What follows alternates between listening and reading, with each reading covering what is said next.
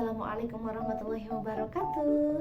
Perkenalkan, nama saya Umi Zairatul Awaliana dari MPI semester 5. Di sini saya akan memaparkan materi mengenai pembelajaran anak usia 6 sampai 12 tahun menurut Jean Piaget. Stay tune ya teman-teman agar kita dapat mengetahui bagaimana sih pembelajaran anak usia 6 sampai 12 tahun.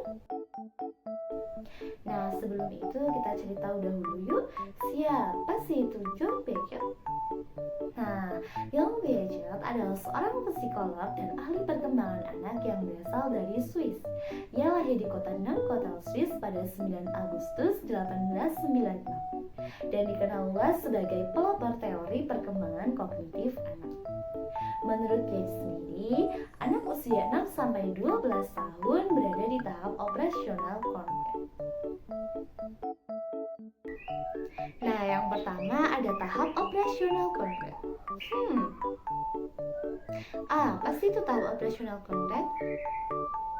Nah, tahap operasional konkret merupakan perkembangan kognitif anak yang terjadi pada anak usia 6 sampai 12 tahun dan ditandai oleh beberapa kemampuan berpikir yang lebih kompleks.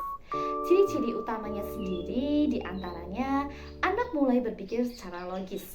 Mereka mampu berpikir secara logis tetapi hanya untuk situasi konkret atau situasi yang nyata. Dan mereka sendiri yang mengalaminya secara langsung. Kemudian mereka masih butuh benda yang nyata dalam belajar. Mereka membutuhkan benda-benda yang nyata dalam mengajar. Misalnya, guru menggunakan benda yang nyata seperti gambar atau visual dalam mengajar agar mereka dapat memahami konsep tersebut. Kemudian, mereka masih sulit untuk memahami ide yang abstrak atau belum terlihat. Mereka sulit untuk memahami benda-benda yang tidak terlihat ya teman-teman. Jadi diusahakan dalam mengajar anak kita menggunakan benda yang terlihat agar membantu anak untuk memahami konsep yang kita ajarkan. Nah, selanjutnya yang kedua ada berpikir logis tetapi konkret. Pada tahap ini, anak mulai mampu menggunakan logika dalam berpikir, tetapi hanya dalam konteks yang terkait dengan pengalaman yang nyata. Kemudian mereka harus belajar dengan melihat, menyentuh, atau mencoba secara langsung.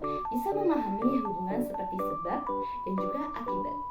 Anak-anak dapat mengelompokkan benda berdasarkan ukurannya, bentuknya, dan juga warnanya yang sesuai ya teman-teman. Nah, selanjutnya itu ada belajar dengan klasifikasi. Belajar dengan klasifikasi merupakan proses di mana anak-anak mulai mampu mengelompokkan objek atau konsep berdasarkan kesamaan dan perbedaan tertentu. Mereka bisa mengelompokkan benda berdasarkan warna, bentuk, atau ukuran. Mereka bisa mengurutkan benda dari yang terbesar hingga yang terkecil. Contohnya, anak dapat mengelompokkan mainan berdasarkan ukurannya, warnanya, dan juga bentuknya. Nah, jadi anak-anak itu harus melihat secara nyata bagaimana bentuk, ukuran, dan juga warna dari objek yang dipelajarinya ya teman-teman. Nah, selanjutnya itu ada pemahaman konservasi. Apa sih itu pemahaman konservasi? Nah, pemahaman konservasi adalah kemampuan anak untuk memahami bahwa sifat-sifat tertentu dari suatu objek tetap sama. Contohnya seperti jumlah, volume, berat, ataupun panjang, meskipun bentuk atau tampilannya berubah ya teman-teman. Kemudian mereka tahu bahwa sesuatu tetap sama meski bentuknya berubah. Contohnya, air yang ada di gelas kecil sama jumlahnya dengan air yang ada di gelas yang besar. Nah, selanjutnya ada cara belajar yang baik. Menurut Jean Piaget, cara belajar yang baik adalah dengan memberikan pengalaman yang sesuai dengan tahap perkembangan kognitif anak. Pendekatan ini harus dirancang untuk mendukung eksplorasi, berpikir logis, dan pemahaman konsep melalui aktivitas yang relevan dengan tingkat kemampuan si anak. Guru bisa menggunakan benda yang nyata seperti balok dan benda lainnya.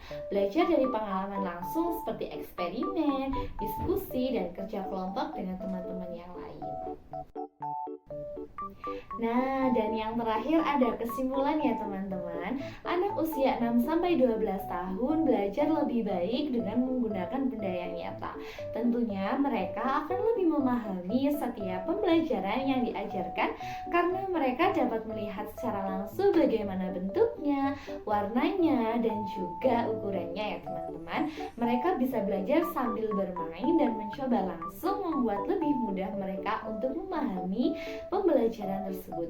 Ingat ya teman-teman bahwa belajar itu menyenangkan ya. Sekian pemaparan materi yang dapat saya sampaikan mengenai pembelajaran anak usia 6-12 tahun menurut perspektif psikologi. Terima kasih dan sampai jumpa kembali ya teman-teman. Wassalamualaikum warahmatullahi wabarakatuh.